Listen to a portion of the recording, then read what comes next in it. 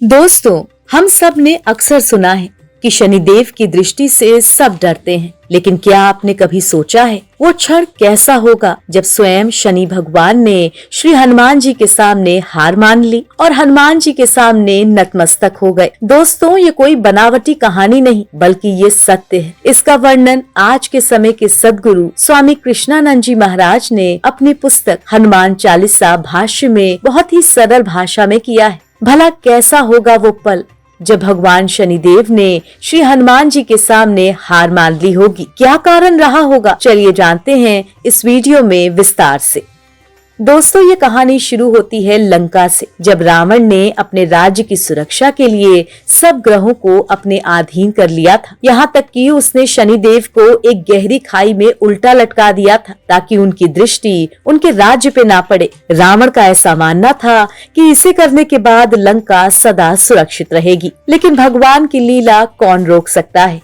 होगा वही जो वो स्वयं चाहेंगे। दोस्तों, जब हनुमान जी श्री राम का संदेश लेकर लंका पहुँचे, उन्होंने देखा कि शनिदेव उस खाई में कष्ट भोग रहे हैं और अपने बचाव के लिए पुकार रहे हैं। बहुत परेशान परिस्थितियों में हैं। सोचिए, उस मौके पर पवन पुत्र हनुमान जी ने क्या निर्णय लिया होगा।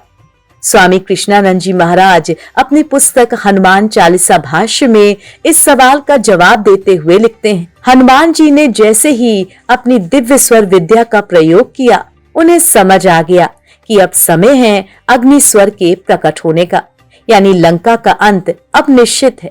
हनुमान जी ने तुरंत शनिदेव को उस खाई से मुक्त किया और जैसे ही शनिदेव ने हनुमान जी के तेज को देखा, उनकी काली ऊर्जा शांत हो गई और उनके मुख से निकला श्री राम जय राम। दोस्तों, ये क्षण शनिदेव के जीवन का बड़ा मोड़ बन गया। उसी पर उन्होंने महामंत्र को स्वीकार कर लिया और हनुमान जी से प्रसन्न होकर कहा, जो मेरी कृपा चाहता है वो पहले आपका स्मरण करे।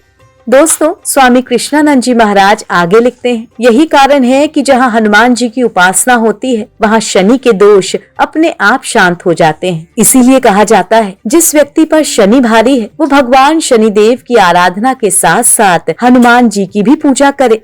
हनुमान जी शनिदेव को अपने साथ लेकर आर्यवर्त की भूमि पर वापस लौटे। दोस्तों, चलिए अब कहानी पर लौटते हैं। शनिदेव ने फिर तपस्या का निश्चय किया और आज जिस स्थान को हम शनि शिंगणापुर कहते हैं, जो वर्तमान में महाराष्ट्र में है, और यहीं से उन्होंने साधना शुरू की थी।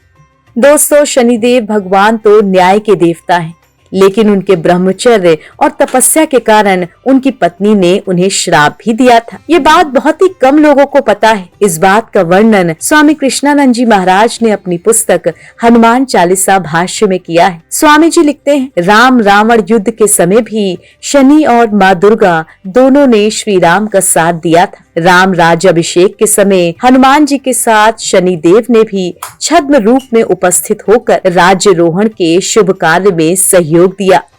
राम राज्य के बाद हनुमान जी शनिदेव के साथ काशी की यात्रा पर निकले। यहाँ वो गौरी क्षेत्र पहुँचे, जहाँ राजा देवोदास, माँ गौरी और गंगा माता तपस्या कर रहे थे। वहीं शनिदेव को भगवान भैरव ने मिर्जापुर के बरईपुर में जाकर तप करने का आदेश दिया। आज वही स्थान सिद्धपीठ के रूप में जाना जाता है, जहाँ सद्गुरु आश्रम के निर्देशन में शनिदेव की मूर्ति स्थापित है और उसके नीचे बाबा अमृतदास जी की समाधि है। स्वामी जी कहते हैं, जो भी वहाँ 11 शनिवार पूजा करता है वो निश्चित ही समृद्धि और ऐश्वर्य प्राप्त करता है।